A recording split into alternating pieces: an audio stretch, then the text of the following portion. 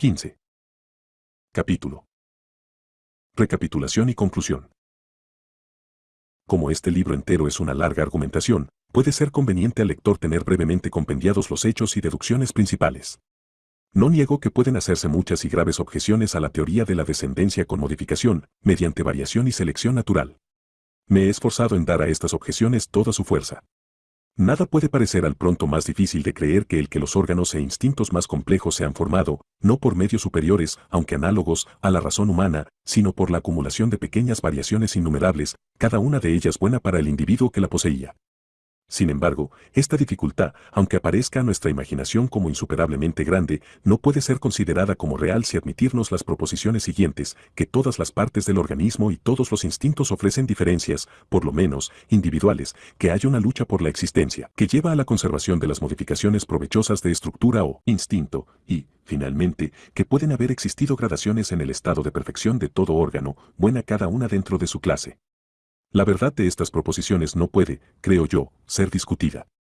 Indudablemente, es en extremo difícil aún el conjeturar por qué gradaciones se han formado muchas conformaciones, especialmente en los grupos fragmentarios y decadentes que han sufrido muchas extinciones, pero vemos tan extrañas gradaciones en la naturaleza que hemos de ser extraordinariamente prudentes en decir que un órgano o instinto, o que una conformación entera, no pudieron haber llegado a su estado actual mediante muchos estados graduales. Hay que admitir que existen casos de especial dificultad opuestos a la teoría de la selección natural, y uno de los más curiosos es la existencia de 2 o 3 castas definidas de hormigas obreras, o hembras estériles, en la misma sociedad, pero he procurado demostrar cómo pueden ser vencidas estas dificultades.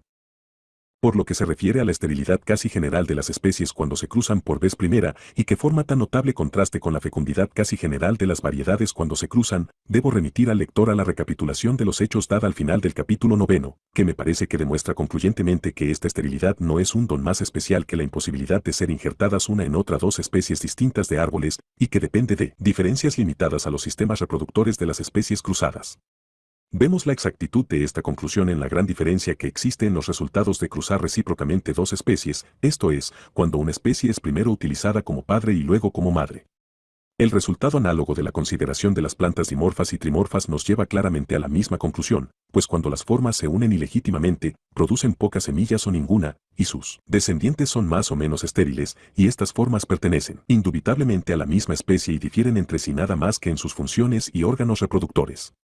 Aun cuando tantos autores hayan afirmado que es universal la fecundidad de las variedades cuando se cruzan y la de su descendencia mestiza, esto no se puede considerar como completamente exacto después de los hechos citados con la gran autoridad de Gardner y Colreuter.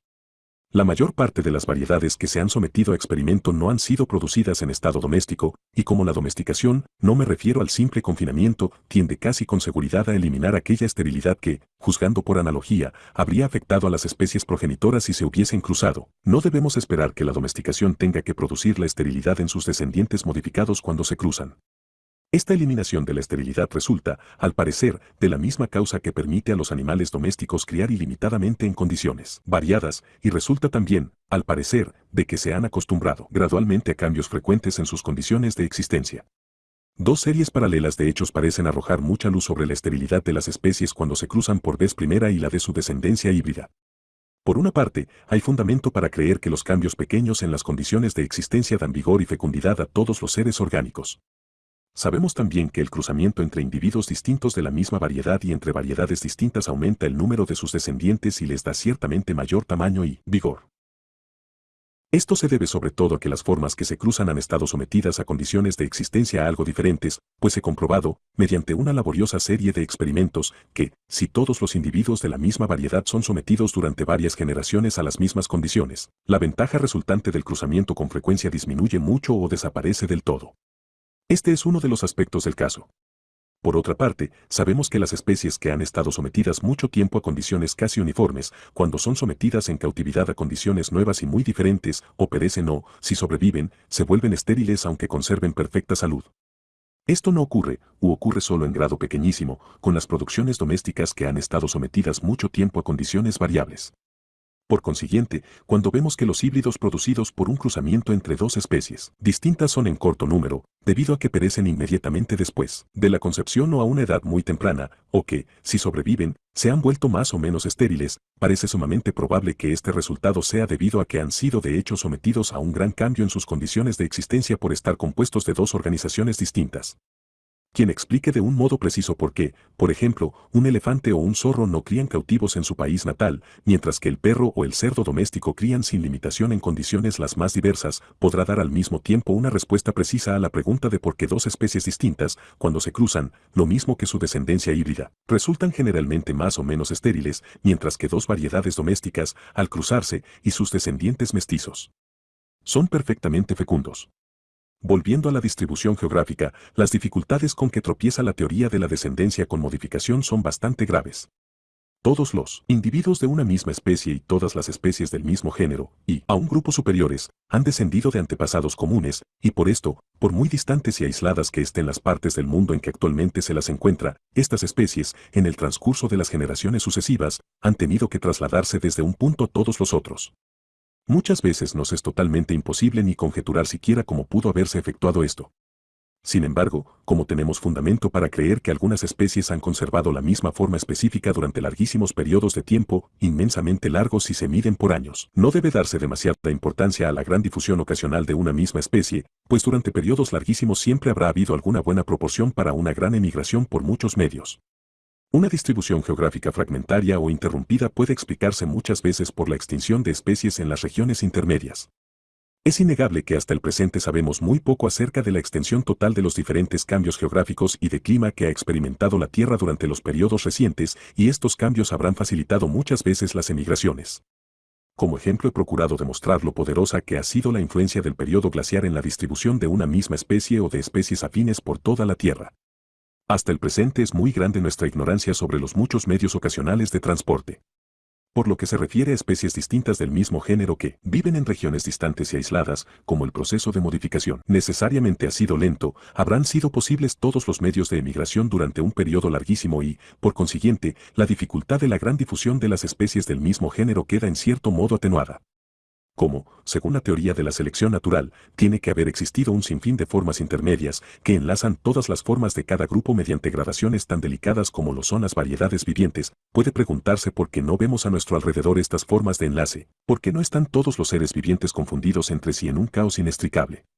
Por lo que se refiere a las formas vivientes, hemos de recordar que, salvo en raros casos, no tenemos derecho a esperar el descubrir lazos de unión directa entre ellas, sino solo entre cada una de ellas y alguna forma extinguida y suplantada. Incluso en una región muy extensa que haya permanecido continua durante un largo periodo y en la cual el clima y otras condiciones de vida cambien insensiblemente al pasar de un distrito ocupado por una especie a otro ocupado por otra muy afín, no tenemos justo derecho a esperar el encontrar con frecuencia variaciones intermedias en las zonas intermedias, pues tenemos motivos para creer que, en todo caso, solo un corto número de especies de un género experimentan modificaciones, extinguiéndose por completo las otras sin dejar descendencia modificada. De las especies que se modifican, solo un corto número se modifican en el mismo país al mismo tiempo. Y todas las modificaciones se efectúan lentamente. También he demostrado que las variaciones intermedias que probablemente existieron al principio en las zonas intermedias estarían expuestas a ser suplantadas por las formas afines existentes a uno y otro lado, pues estas últimas, por existir representadas por gran número de individuos, se modificarían y perfeccionarían generalmente con mayor rapidez que las variedades intermedias que existían con menos número, de manera que, a la larga, las variedades intermedias serían suplantadas y exterminadas. Según esta doctrina del exterminio de una infinidad de formas de unión entre los habitantes vivientes y extinguidos del mundo, y en cada uno de los periodos sucesivos entre las especies extinguidas y otras especies todavía más antiguas, porque no están cargadas todas las formaciones geológicas de estas formas de unión. Porque cualquier colección de fósiles no aporta pruebas patentes de la gradación y transformación de las formas orgánicas.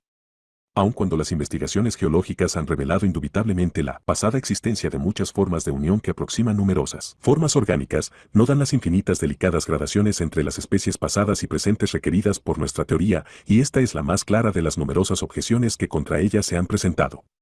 Además, porque parece, aunque esta apariencia es muchas veces falsa, que grupos enteros de especies afines se han presentado de repente en los pisos geológicos sucesivos.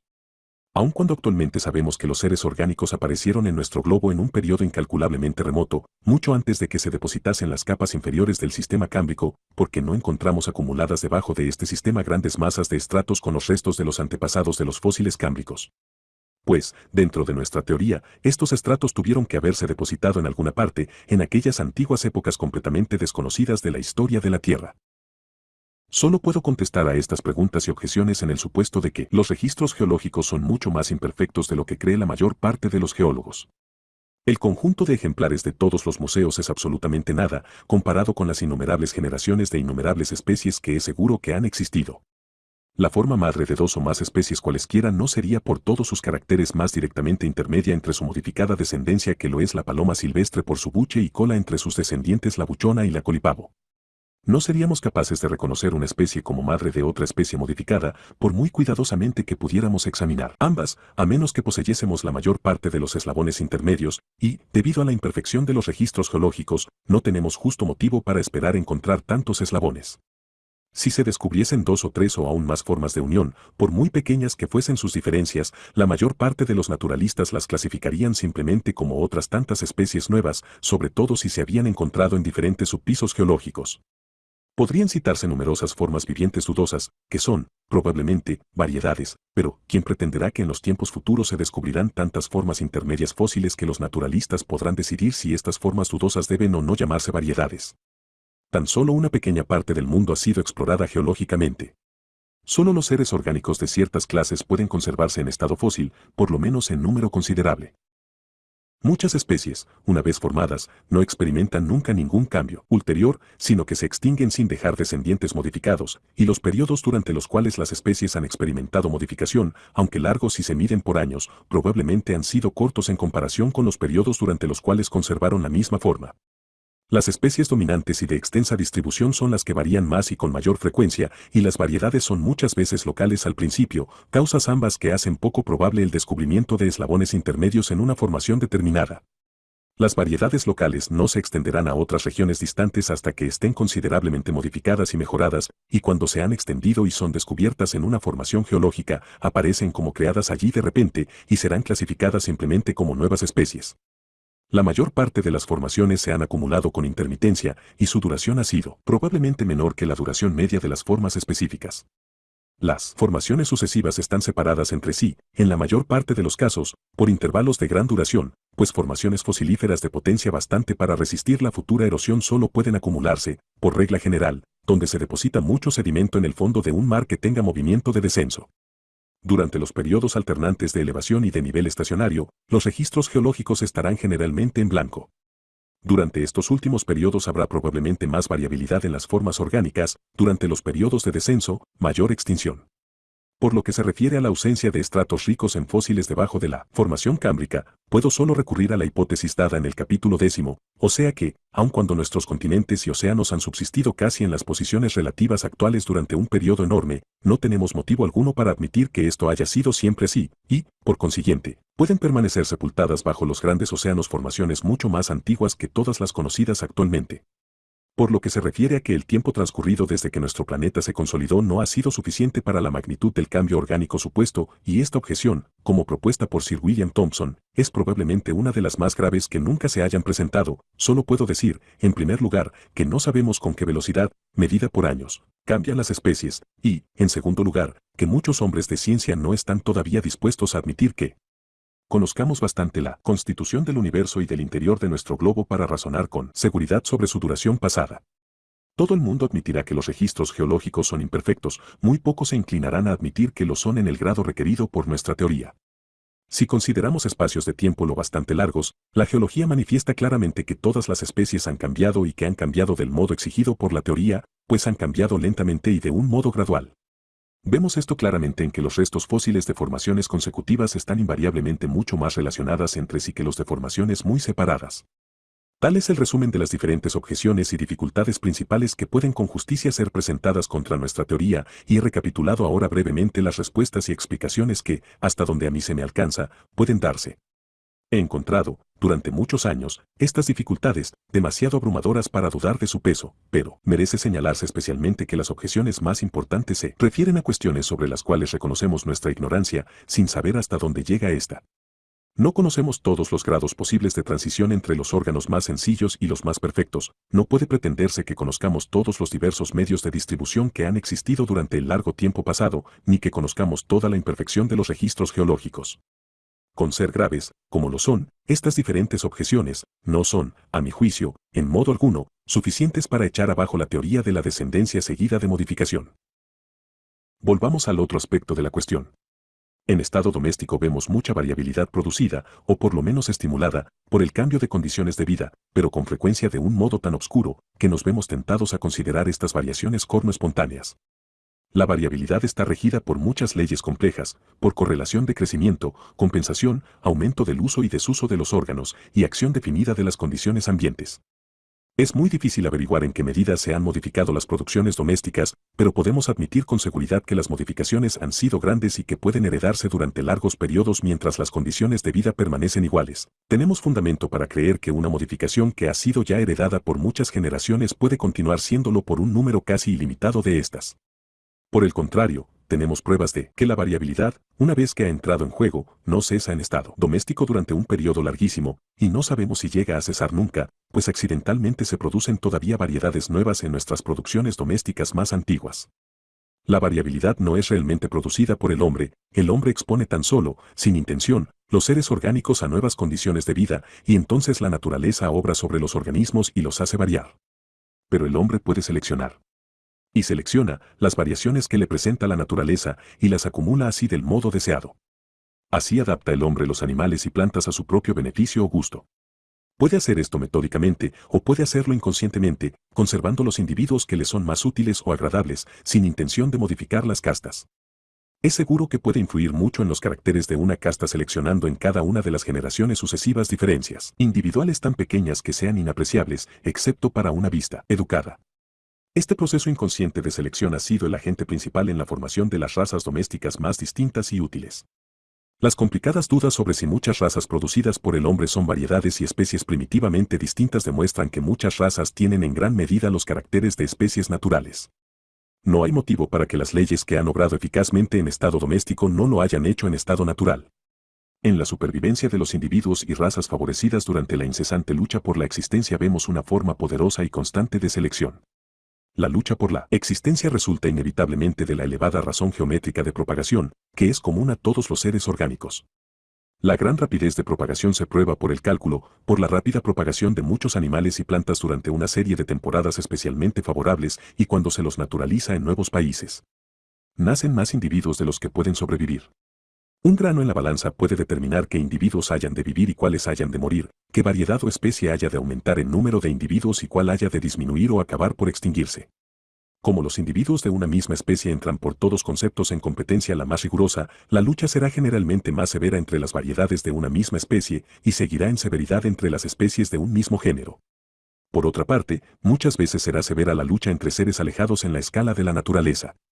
La más pequeña ventaja en ciertos individuos, en cualquier edad o estación, sobre aquellos con quienes entran en competencia, o la mejor adaptación, por pequeño que sea el grado, a las condiciones físicas ambientes, harán a la larga inclinar la balanza a su favor.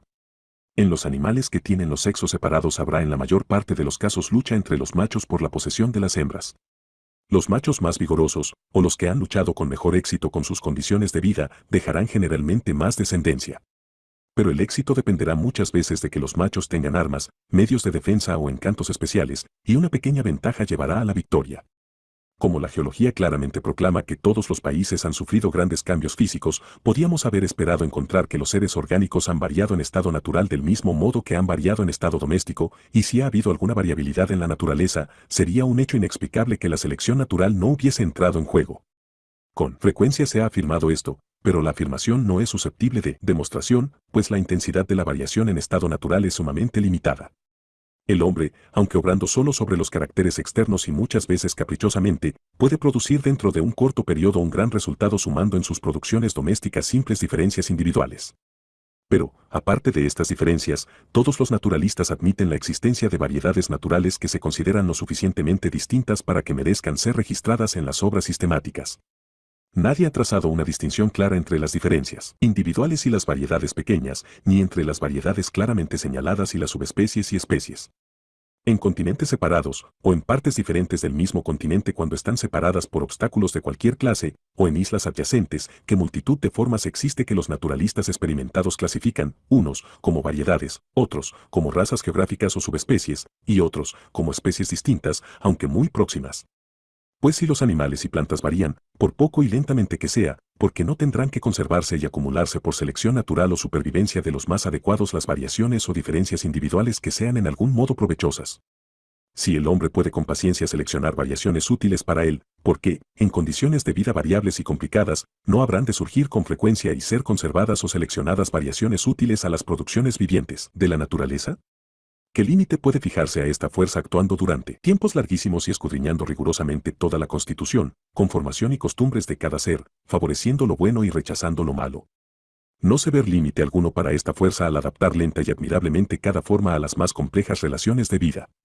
La teoría de la selección natural, aun sin ir más lejos, parece probable en sumo grado. He recapitulado ya, lo mejor que he podido, las dificultades y objeciones presentadas contra nuestra teoría. Pasemos ahora a los argumentos y hechos especiales en favor de ella. Dentro de la teoría de que las especies son solo variedades muy señaladas y permanentes, y de que cada especie existió primero como variedad, podemos comprender por qué no se puede trazar una línea de demarcación entre las especies, que se supone generalmente que han sido producidas por actos especiales de creación, y las variedades, que se sabe que lo han sido por leyes secundarias. Según esta misma teoría, podemos comprender cómo es que en una región en la que se han producido muchas especies de un género, y donde éstas florecen actualmente, estas mismas especies tienen que presentar muchas variedades, pues donde la fabricación de especies ha sido activa hemos de esperar, por regla general, encontrarla todavía en actividad, y así ocurre si las variedades son especies incipientes. Además, las especies de los géneros mayores, que proporcionan el mayor número de variedades o especies incipientes, conservan hasta cierto punto el carácter de variedades, pues difieren entre sí en menor grado que las especies de los géneros más pequeños. Las especies más próximas de los géneros mayores parecen tener también distribución geográfica restringida y están reunidas, por sus afinidades, en pequeños grupos alrededor de otras, pareciéndose por ambos conceptos a las variedades. Estas relaciones son extrañas dentro de la teoría de que cada especie fue creada independientemente, pero son inteligibles si cada especie existió primero como una variedad. Como todas las especies, por la razón geométrica de su reproducción, tienden a aumentar extraordinariamente en número de individuos, y como los descendientes modificados de cada especie estarán capacitados para aumentar tanto más cuanto más se diversifiquen en costumbres y conformación, de manera que puedan ocupar muchos y muy diferentes puestos en la economía de la naturaleza, habrá una tendencia constante en la selección natural a conservar la descendencia más divergente de cualquiera especie. Por consiguiente, durante un largo proceso de modificación, las pequeñas diferencias características de las variedades de una misma especie tienden a aumentar hasta convertirse en las diferencias mayores características de las especies de un mismo género. Las variedades nuevas o perfeccionadas inevitablemente suplantarán y exterminarán a las variedades más viejas, menos perfeccionadas e intermedias, y así las especies se convertirán, en gran parte, en cosas definidas y precisas. Las especies dominantes, que pertenecen a los grupos mayores dentro de cada clase, tienden a dar origen a formas nuevas y dominantes, de manera que cada grupo grande tiende a hacerse todavía mayor y al mismo tiempo más divergente en caracteres. Pero como todos los grupos no pueden continuar de este modo aumentando de extensión, pues la Tierra no tendría capacidad para ellos, los grupos predominantes derrotan a los que no lo son. Esta tendencia de los grupos grandes a continuar aumentando de extensión y divergiendo en caracteres, junto con una gran extinción, su consecuencia inevitable, explican la disposición de todas las formas orgánicas en grupos subordinados a otros grupos, todos ellos comprendidos en un corto número de grandes clases que han prevalecido a través del tiempo. Este hecho capital de la agrupación de todos los seres orgánicos en lo que se llama sistema natural es completamente inexplicable dentro de la teoría de la creación. Como la selección natural obra solamente por acumulación de variaciones favorables, pequeñas y sucesivas, no puede producir modificaciones grandes o súbitas, puede obrar solamente a pasos cortos y lentos. De aquí que la ley de natura non facit soltem, que cada nuevo aumento de nuestros conocimientos tiende a confirmar, sea comprensible dentro de esta teoría. Podemos comprender por qué, en toda la naturaleza, el mismo fin general se consigue por una variedad casi infinita de medios, pues toda particularidad, una vez adquirida, se hereda durante mucho tiempo, y conformaciones modificadas ya de modos muy diferentes tienen que adaptarse a un mismo fin general. Podemos, en una palabra, comprender por qué la naturaleza es pródiga en variedad y avarienta en innovación. Pero nadie puede explicar por qué tiene que ser esto una ley de la naturaleza si cada especie ha sido creada independientemente. Existen, a mi parecer, muchos otros hechos explicables dentro de nuestra teoría.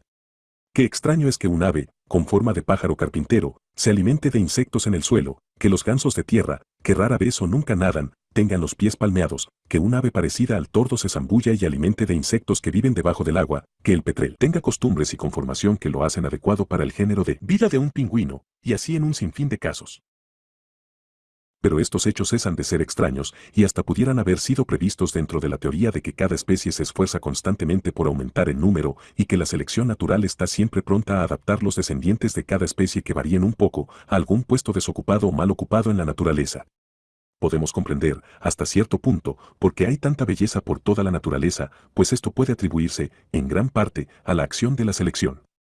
Que la belleza, según nuestro sentido de ella, no es universal, tiene que ser admitido por todo el que fije su atención en algunas serpientes venenosas, en algunos peces y en ciertos asquerosos murciélagos que tienen una monstruosa semejanza con la cara humana. La selección sexual ha dado brillantísimos colores, elegantes dibujos y otros adornos a los machos y a veces a los dos sexos, de muchas aves, mariposas y otros animales. Por lo que se refiere a las aves, muchas veces ha hecho musical para la hembra, lo mismo que para nuestros oídos, la voz del macho. Las flores y los frutos han sido hechos aparentes, mediante brillantes colores en contraste con el follaje verde, a fin de que las flores puedan ser fácilmente vistas, visitadas y fecundadas por los insectos y las semillas diseminadas por los pájaros. Porque ocurre que ciertos colores, sonidos y formas dan gusto al hombre y a los animales inferiores, esto es, como fue adquirido por vez primera el sentido de la belleza en su forma más sencilla, no lo sabemos, como tampoco sabemos, porque ciertos olores y sabores se hicieron por vez primera agradables. Como la selección natural obra mediante la competencia, adapta y perfecciona a los habitantes de cada país tan solo en relación a los otros habitantes, de manera que no debe sorprendernos que las especies de un país, a pesar de que, según la teoría ordinaria, se supone que han sido creadas y especialmente adaptadas para él, sean derrotadas y suplantadas por las producciones naturalizadas procedentes de otro. Tampoco debemos maravillarnos de que todas las disposiciones en la naturaleza no sean, hasta donde podemos juzgar, absolutamente perfectas, como en el caso del mismo ojo humano, ni de que algunas de ellas sean ajenas a nuestras ideas acerca de lo adecuado. No debemos maravillarnos de que el aguijón de la abeja, al ser utilizado contra un enemigo, ocasione la muerte de la propia abeja, de que se produzca tan gran número de zánganos para un solo acto, y de que sean luego matados por sus hermanas estériles, ni del asombroso derroche del polen en nuestros abetos, ni del odio instintivo de la reina de las abejas hacia sus propias hijas fecundas, ni de que los icneumónidos se alimenten en el interior del cuerpo de las orugas vivas, ni de otros casos semejantes. Lo portentoso, dentro de la teoría de la selección natural, es que no se hayan descubierto más casos de falta de absoluta perfección. Las leyes complejas y poco conocidas que rigen la producción de las variedades son las mismas, hasta donde podemos juzgar, que las leyes que ha seguido la producción de especies distintas. En ambos casos las condiciones físicas parecen haber producido algún efecto directo y definido, pero no podemos decir con qué intensidad. Así, cuando las variedades se introducen en una estación nueva, a las veces toman algunos de los caracteres propios de las especies de aquella estación. Tanto en las variedades como en las especies, el uso y el desuso parecen haber producido un efecto considerable. Pues imposible es resistirse a admitir esta conclusión cuando consideramos, por ejemplo, el Lollerja de Tac, que tiene las alas incapaces de servir para el vuelo, casi en la misma condición que las del pato doméstico, cuando fijamos la atención en el tucutucu minador, que algunas veces es ciego, y luego en ciertos topos, que lo son habitualmente y tienen sus ojos cubiertos por piel, o cuando consideramos los animales ciegos que viven en las cavernas obscuras de América y Europa. En las variedades y especies, la variación correlativa parece haber representado un papel importante, de modo que cuando una parte se ha modificado, necesariamente se han modificado otras. Tanto en las variedades como en las especies se presentan a veces caracteres perdidos desde mucho tiempo. Qué inexplicable es, dentro de la teoría de la creación, la aparición de rayas en las espaldillas y patas en diferentes especies del género del caballo y en sus híbridos, y que sencillamente se explica este hecho si suponemos que estas especies descienden todas de un antepasado con rayas, del mismo modo que las diferentes razas domésticas de palomas descienden de la paloma silvestre, azulada y con fajas. Según la opinión ordinaria de que cada especie ha sido creada independientemente, porque han de ser más variables los caracteres específicos, o sea aquellos en que difieren las especies del mismo género, que los caracteres genéricos, en que todas coinciden? Porque, por ejemplo, en una especie dada de un género, el color de la flor tiene que ser más propenso a variar si las otras especies tienen flores de diferentes colores que si todas tienen flores del mismo color.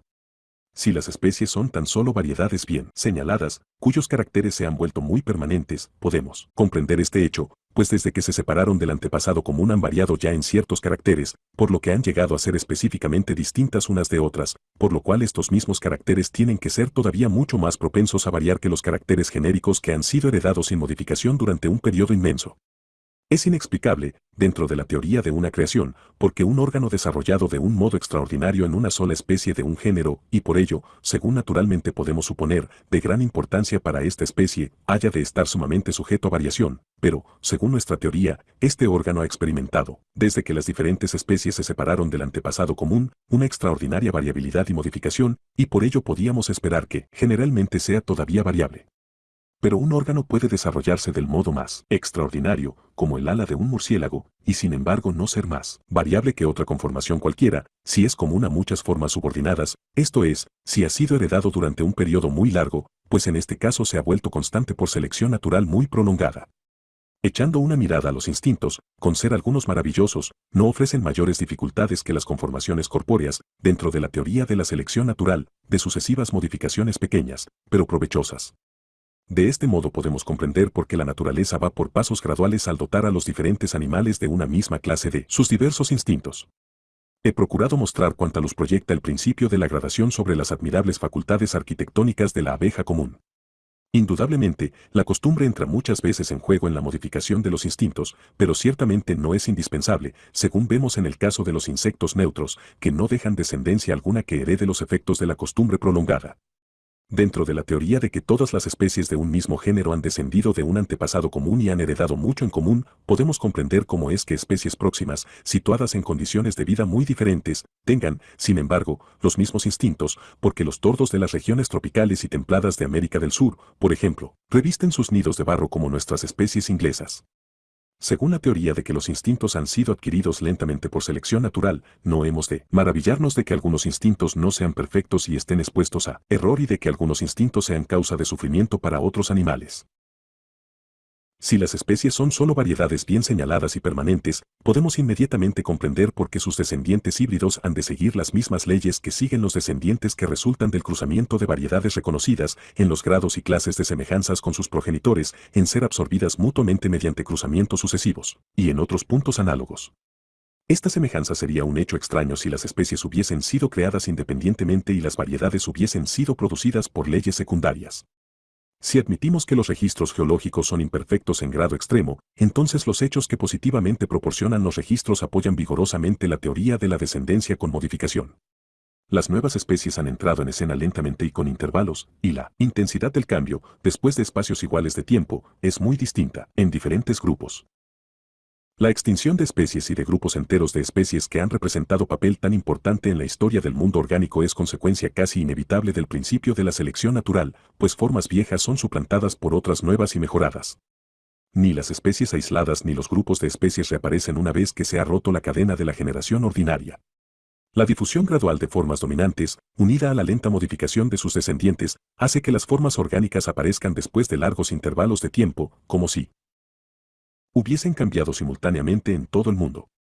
El hecho de que los restos fósiles de cada formación sean en algún grado intermedios, por sus caracteres, entre los fósiles de las formaciones inferiores y superiores se explica simplemente por su posición intermedia en la cadena genealógica. El importante hecho de que todos los seres extinguidos puedan ser clasificados junto con todos los seres vivientes es consecuencia natural de que los seres vivientes y extinguidos son descendientes de antepasados comunes. Como las especies generalmente han divergido en caracteres durante su largo curso de descendencia y modificación, podemos comprender cómo es que las formas más antiguas, o primeros progenitores de cada grupo, ocupen con tanta frecuencia una posición en algún modo intermedia entre grupos vivientes. Las formas modernas son consideradas, generalmente, como más elevadas en la escala de la organización que las antiguas, y tienen que serlo por cuanto las formas más modernas y perfeccionadas han vencido en la lucha por la vida a las más antiguas y menos perfeccionadas. Además, por lo general, sus órganos se especializaron más para diferentes funciones. Este hecho es perfectamente compatible con el que numerosos seres conserven todavía conformaciones sencillas y muy poco perfeccionadas, adaptadas a condiciones sencillas de vida, es igualmente compatible con el que algunas formas hayan retrogradado en organización por haberse adaptado mejor en cada fase de su descendencia a condiciones de vida nuevas e inferiores.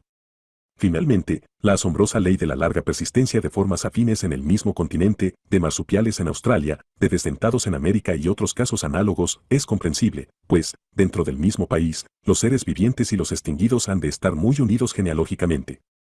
Considerando la distribución geográfica, si admitimos que durante el largo transcurso de los tiempos ha habido mucha migración de una parte a otra del mundo, debido a antiguos cambios geográficos y de clima y a los muchos medios ocasionales y desconocidos de dispersión, podemos comprender, según la teoría de la descendencia con modificación, la mayor parte de los grandes hechos capitales de la distribución geográfica.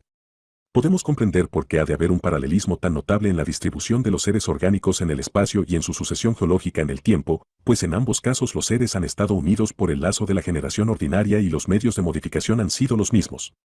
Comprendemos toda la significación del hecho portentoso, que ha impresionado a todo viajero, o sea que en un mismo continente, en condiciones las más diversas, con calor y con frío, en las montañas y las tierras bajas, en los desiertos y en los pantanos, la mayor parte de los habitantes, dentro de cada una de las grandes clases, tienen evidente parentesco, pues son los descendientes de los mismos antepasados, los primeros colonos. Según este mismo principio de antigua emigración, combinada en la mayor parte de los casos con modificaciones, podemos comprender, con ayuda del periodo glaciar, la identidad de algunas plantas y el próximo parentesco de muchas otras que viven en las montañas más distantes y en las zonas templadas septentrional y meridional, e igualmente el estrecho parentesco de algunos habitantes del mar en las latitudes templadas del norte y del sur, a pesar de estar separados por todo el océano intertropical. Aunque dos regiones presenten condiciones físicas tan sumamente semejantes que hasta exijan las mismas especies, no hemos de sentirnos sorprendidos de que sus habitantes sean muy diferentes. Si estas regiones han estado separadas por completo durante un largo periodo, pues como la relación de unos organismos con otros es la más importante de todas, y como cada una de las dos regiones habrá recibido en diversos periodos y en diferentes proporciones colonos procedentes de la otra o de otros países, el proceso de modificación en las dos regiones habrá sido inevitablemente diferente. Según esta teoría de la migración con modificaciones subsiguientes, comprendemos por qué las islas oceánicas están habitadas solo por pocas especies y por qué muchas de estas son formas peculiares o endémicas. Comprendemos claramente por qué especies que pertenecen a aquellos grupos de animales que no pueden atravesar grandes espacios del océano, como los batracios y los mamíferos terrestres, no habitan en las islas oceánicas, y por qué, por el contrario, se encuentran frecuentemente en islas muy distantes de todo continente especies nuevas y peculiares de murciélagos, animales que pueden atravesar el océano. Casos tales como la presencia de especies peculiares de murciélagos en islas oceánicas y la ausencia de todos los otros mamíferos terrestres son hechos absolutamente inexplicables dentro de la teoría de los actos independientes de creación. La existencia de especies muy afines o representativas en dos regiones cualesquiera implica, dentro de la teoría de la descendencia con modificación, que en otro tiempo habitaron ambas regiones las mismas formas progenitoras, y encontramos casi invariablemente que, siempre que muchas especies muy afines viven en dos regiones, algunas especies idénticas son todavía comunes a ambas. Siempre que se presentan muchas especies muy afines, aunque distintas, se presentan también formas dudosas y variedades pertenecientes a los mismos grupos.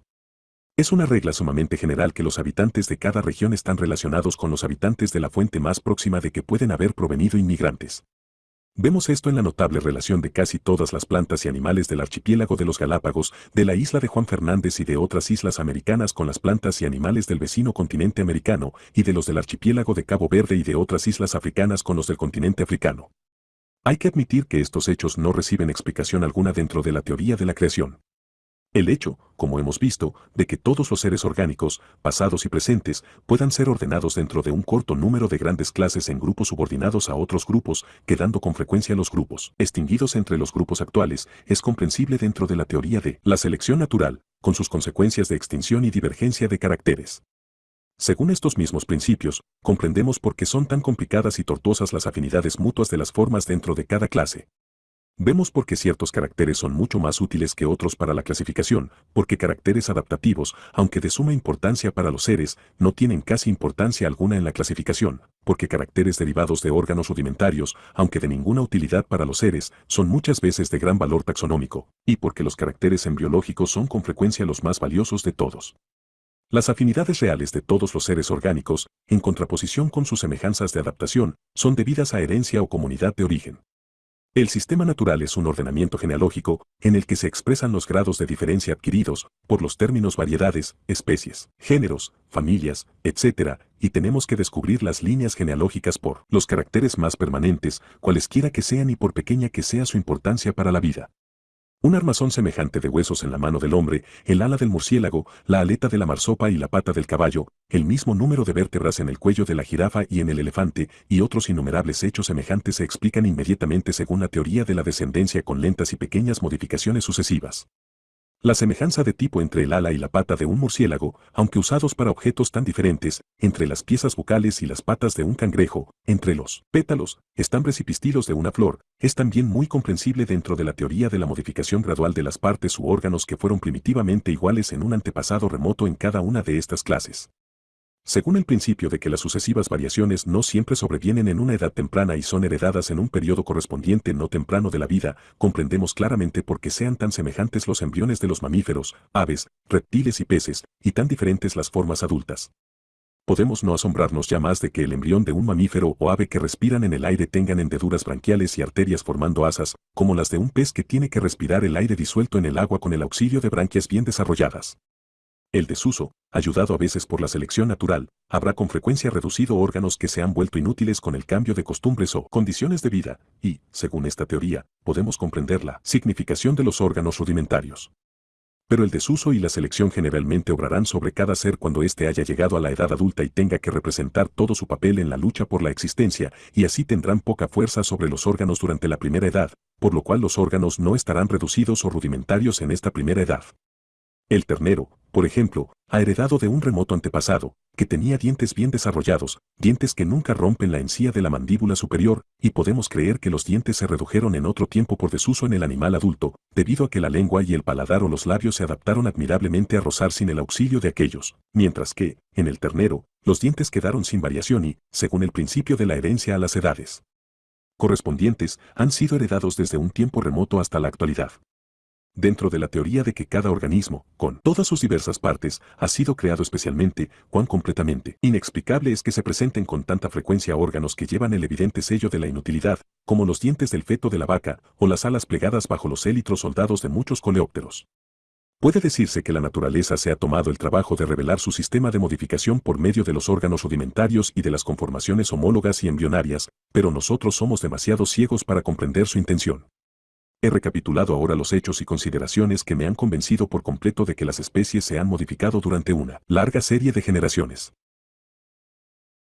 Esto se ha efectuado principalmente por la selección natural de numerosas variaciones sucesivas, pequeñas y favorables, auxiliada de modo importante por los efectos hereditarios del uso y desuso de las partes, y de un modo accesorio, esto es, en relación a las conformaciones de adaptación, pasadas o presentes, por la acción directa de las condiciones externas y por variaciones que, dentro de nuestra ignorancia, nos parece que surgen espontáneamente.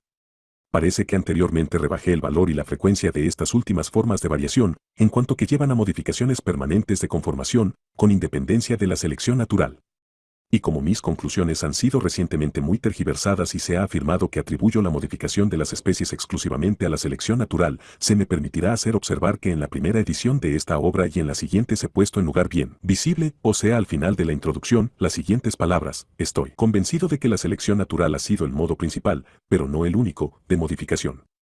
Esto no ha sido de utilidad ninguna. Grande es la fuerza de la tergiversación continua, pero la historia de la ciencia muestra que, afortunadamente, esta fuerza no perdura mucho. Difícilmente puede admitirse que una teoría falsa explique de un modo tan satisfactorio, como lo hace la teoría de la selección natural, las diferentes y extensas clases de hechos antes indicadas. Recientemente se ha hecho la objeción de que este es un método de razonar peligroso, pero es un método utilizado al juzgar los hechos comunes de la vida y ha sido utilizado muchas veces por los más grandes filósofos naturalistas. De este modo se ha llegado a la teoría ondulatoria de la luz, y la creencia en la rotación de la Tierra sobre su eje hasta hace poco tiempo no se apoyaba casi en ninguna prueba directa. No es una objeción válida el que la ciencia hasta el presente no dé luz alguna sobre el problema, muy superior, de la esencia u origen de la vida. ¿Quién puede explicar qué es la esencia de la atracción de la gravedad? Nadie rechaza actualmente el seguir las consecuencias que resultan de este elemento desconocido de atracción, a pesar de que Leibniz acusó ya a Newton de introducir propiedades ocultas y milagros en la filosofía. No veo ninguna razón válida para que las opiniones expuestas en este libro ofendan los sentimientos religiosos de nadie. Es suficiente, como demostración de lo pasajeras que son estas impresiones, recordar que el mayor descubrimiento que jamás ha hecho el hombre, o sea la ley de la atracción de la gravedad, fue también atacado por Leibniz, como subversiva, de la religión natural y, por consiguiente, de la revelada. Un famoso autor y teólogo me ha escrito que, gradualmente ha ido viendo que es una concepción igualmente noble de la divinidad creer que ella ha creado un corto número de formas primitivas capaces de transformarse por sí mismas en otras formas necesarias, como creer que ha necesitado un acto nuevo de creación para llenar los huecos producidos por la acción de sus leyes.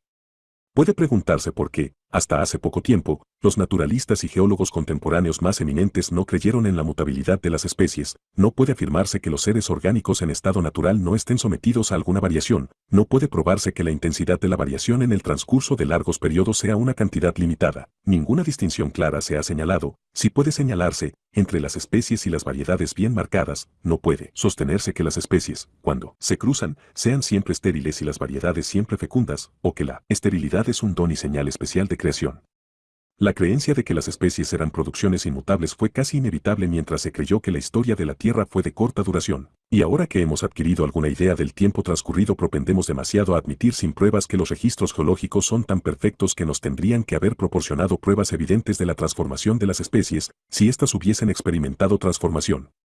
Pero la causa principal de nuestra repugnancia natural a admitir que una especie ha dado nacimiento a otra distinta es que siempre somos tardos en admitir grandes cambios cuyos grados no vemos. La dificultad es la misma que la que experimentaron tantos geólogos cuando Lyell sostuvo por vez primera que los agentes que vemos todavía en actividad han formado las largas líneas de acantilados del interior y han excavado los grandes valles. La mente no puede abarcar toda la significación ni siquiera de la expresión 1.000.000 de años, no puede sumar y percibir todo el resultado de muchas pequeñas variaciones acumuladas durante un número casi infinito de generaciones. Aun cuando estoy por completo convencido de la verdad de las opiniones dadas en este libro bajo la forma de un extracto, no espero en modo alguno convencer a experimentados naturalistas cuya mente está llena de una multitud de hechos vistos todos, durante un largo transcurso de años, desde un punto de vista diametralmente opuesto al mío. Es comodísimo ocultar nuestra ignorancia bajo expresiones tales como el plan de creación, unidad de tipo, etc., y creer que damos una explicación cuando tan solo repetimos la afirmación de un hecho.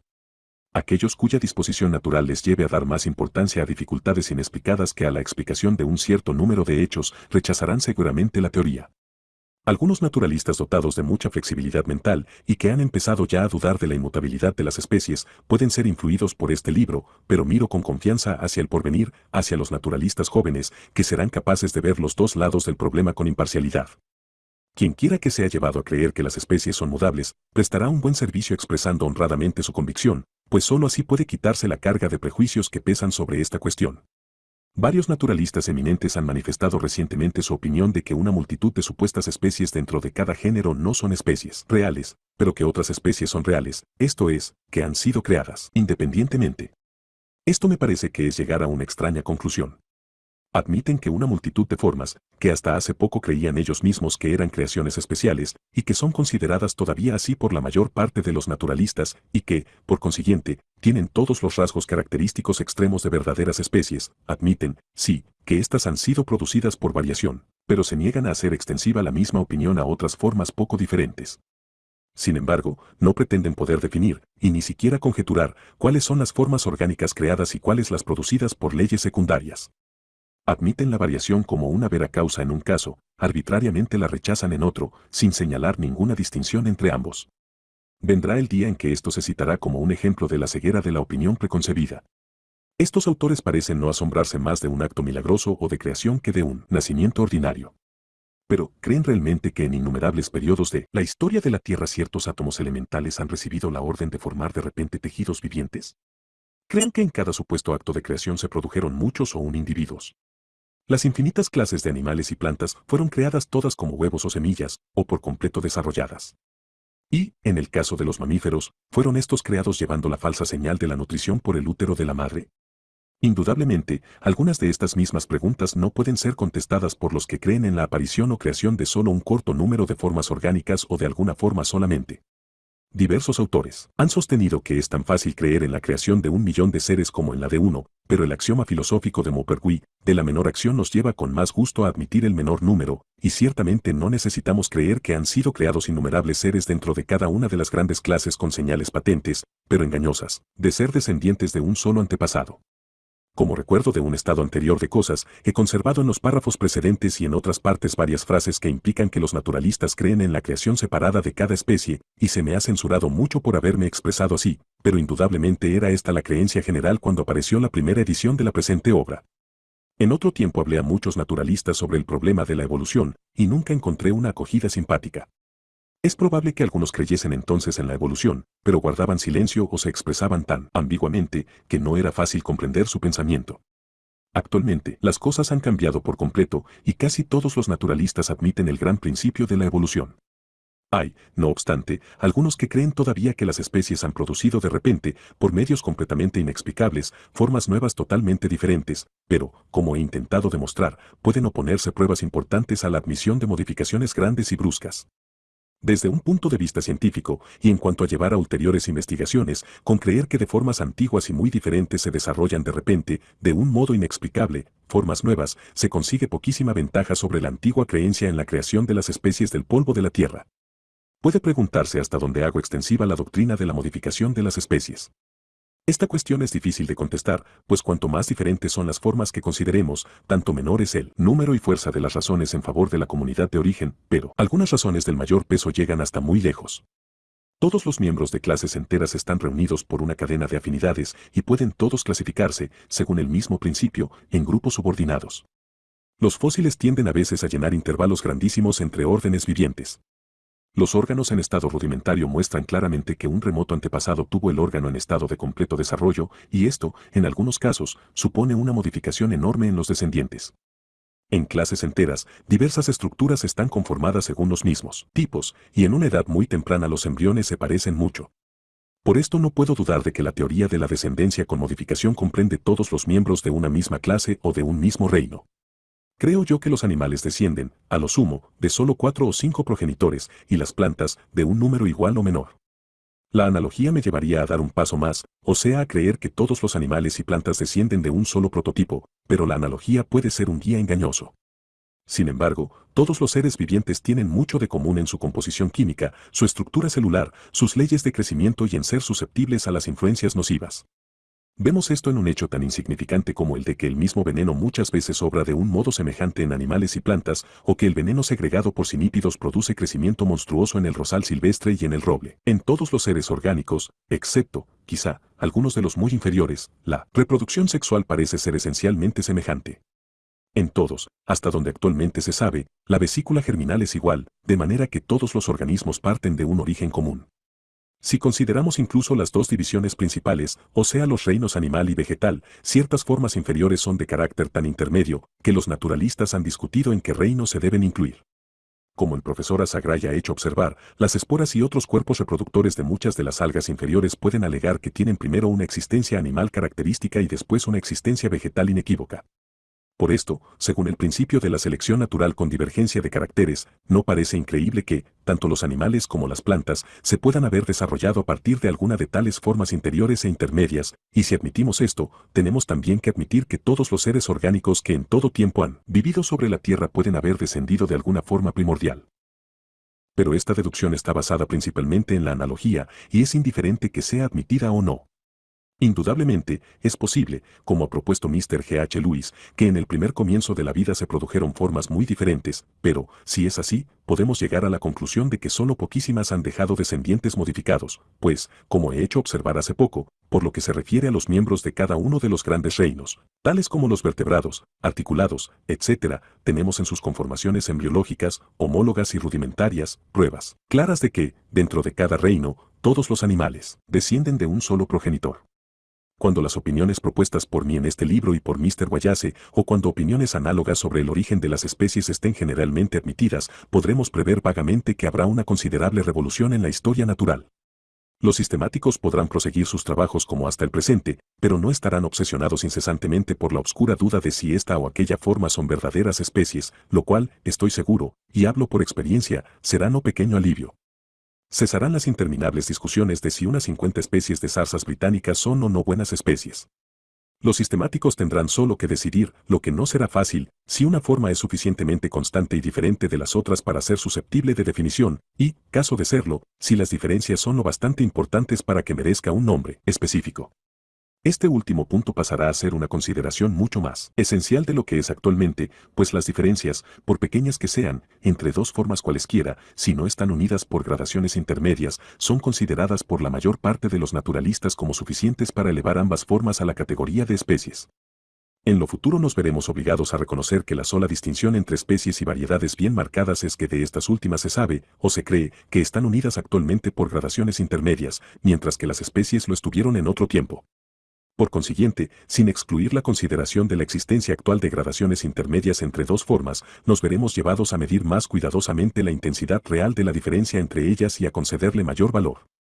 Es perfectamente posible que formas reconocidas hoy generalmente como simples variedades se las pueda, en lo futuro, juzgar dignas de nombres específicos, y en este caso el lenguaje científico y el corriente se pondrán de acuerdo. En una palabra, tendremos que tratar las especies del mismo modo que tratan los géneros los naturalistas que admiten los géneros como simples combinaciones artificiales hechas por conveniencia. Esta puede no ser una perspectiva tentadora, pero, por lo menos, nos veremos libres de las infructuosas indagaciones tras la esencia indescubierta e indescubrible del término especie. Las otras ramas más generales de la historia natural aumentarán mucho en interés. Los términos afinidad, parentesco, comunidad de tipo, paternidad, morfología, caracteres de adaptación, órganos rudimentarios y atrofiados, etc., empleados por los naturalistas, cesarán de ser metafóricos y tendrán el sentido directo.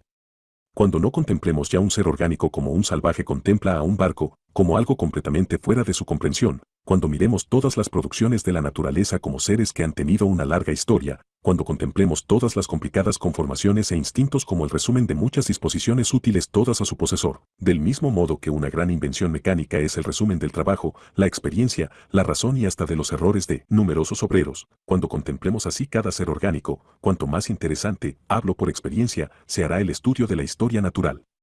Se abrirá un campo de investigación, grande y casi no pisado, sobre las causas y leyes de la variación, la correlación, los efectos del uso y del desuso, la acción directa de las condiciones externas, y así sucesivamente. El estudio de las producciones domésticas aumentará inmensamente de valor. Una nueva variedad formada por el hombre será un objeto de estudio más importante e interesante que una especie más añadida a la infinidad de especies ya registradas. Nuestras clasificaciones llegarán a ser genealógicas hasta donde puedan hacerse de este modo, y entonces expresarán verdaderamente lo que puede llamarse el plan de creación. Las reglas de la clasificación, indudablemente, se simplificarán cuando tengamos a la vista un fin definido. No poseemos ni genealogías ni escudos de armas, y hemos de descubrir y seguir las numerosas líneas genealógicas divergentes en nuestras genealogías naturales, mediante los caracteres de todas clases que han sido heredados durante mucho tiempo. Los órganos rudimentarios hablarán infaliblemente sobre la naturaleza de conformaciones perdidas desde hace mucho tiempo, especies y grupos de especies llamadas aberrantes y que pueden elegantemente llamarse fósiles vivientes, nos ayudarán a formar una representación de las antiguas formas orgánicas. La embriología nos revelará muchas veces la conformación, en algún grado oscurecida, de los prototipos de cada una de las grandes clases. Cuando podamos estar seguros de que todos los individuos de una misma especie y todas las especies muy afines de la mayor parte de los géneros han descendido, en un periodo no muy remoto, de un antepasado, y han emigrado desde un solo lugar de origen, y cuando conozcamos mejor los muchos medios de migración, entonces, mediante la luz que actualmente proyecta y que continuará proyectando la geología sobre cambios anteriores de climas y de nivel de la Tierra, podremos seguramente seguir de un modo admirable las antiguas emigraciones de los habitantes de todo el mundo. Aún actualmente, la comparación de las diferencias entre los habitantes del mar en los lados opuestos de un continente y la naturaleza de los diferentes habitantes de este continente en relación con sus medios aparentes de inmigración pueden dar alguna luz sobre la geografía antigua. La noble ciencia de la geología pierde esplendor por la extrema imperfección de sus registros. La corteza terrestre, con sus restos enterrados, no puede ser considerada como un rico museo, sino como una pobre colección hecha al azar y en pocas ocasiones. Se reconocerá que la acumulación de cada formación fosilífera importante ha dependido de la coincidencia excepcional de circunstancias favorables y que los intervalos en blanco entre los pisos sucesivos han sido de gran duración, y podemos estimar con alguna seguridad la duración de estos intervalos por la comparación de formas orgánicas precedentes y siguientes. Hemos de ser prudentes al intentar establecer, por la sucesión general de las formas orgánicas, correlación de rigurosa contemporaneidad entre dos formaciones que no comprenden muchas especies distintas. Como las especies se producen y extinguen por causas que obran lentamente y que existen todavía, y no por actos milagrosos de creación, y como la más importante de todas las causas de modificación orgánica es una que es casi independiente del cambio, y aún a veces del cambio brusco, de las condiciones físicas, o sea la relación mutua de organismo a organismo, pues el perfeccionamiento de un organismo ocasiona el perfeccionamiento o la destrucción de otro, resulta que la magnitud de las modificaciones orgánicas en los fósiles de formaciones consecutivas sirve probablemente como una buena medida del lapso de tiempo relativo, pero no del absoluto. Un cierto número de especies, sin embargo, reunidas formando un conjunto, pudieron permanecer sin variación durante un largo periodo, mientras que dentro del mismo periodo alguna de Estas especies, emigrando a nuevos países y entrando en competencia con formas extranjeras, pudo modificarse, de modo que no podemos exagerar la exactitud de la variación orgánica como medida del tiempo. En el porvenir veo ancho campo para investigaciones mucho más interesantes. La psicología se basará seguramente sobre los cimientos, bien echados ya por Mr. Herbert Spencer, de la necesaria adquisición gradual de cada una de las facultades y aptitudes mentales. Se proyectará mucha luz sobre el origen del hombre y sobre su historia. Autores eminentísimos parecen estar completamente satisfechos de la hipótesis de que cada especie ha sido creada independientemente. A mi juicio, se aviene mejor con lo que conocemos de las leyes fijadas por el Creador a la materia el que la producción y extinción de los habitantes pasados y presentes de la Tierra hayan sido debidas a causas secundarias, como las que determinan el nacimiento y muerte del individuo. Cuando considero todos los seres, no como creaciones especiales, sino como los descendientes directos de un corto número de seres que vivieron mucho antes de que se depositase la primera capa del sistema cámbrico, me parece que se ennoblecen. Juzgando por el pasado, podemos deducir con seguridad que ninguna especie viviente transmitirá sin alteración su semejanza hasta una época futura lejana. Y de las especies que ahora viven, poquísimas transmitirán descendientes de ninguna clase a edades remotas, pues la manera como están agrupados todos los seres orgánicos muestra que en cada género, la mayor parte de las especies, y en muchos géneros todas, no han dejado descendiente alguno y se han extinguido por completo. Podemos echar una mirada profética al porvenir, hasta el punto de predecir que las especies comunes y muy extendidas, que pertenecen a los grupos mayores y predominantes, serán las que finalmente prevalecerán y procrearán especies nuevas y predominantes. Como todas las formas orgánicas vivientes son los descendientes directos de las que vivieron hace muchísimo tiempo en la época cámbrica, podemos estar seguros de que jamás se ha interrumpido la sucesión ordinaria por generación y de que ningún cataclismo ha desolado el mundo entero, por tanto, podemos contar, con alguna confianza, con un porvenir seguro de gran duración. Y como la selección natural obra solamente mediante el bien y para el bien de cada ser, todos los dones intelectuales y corporales tenderán a progresar hacia la perfección.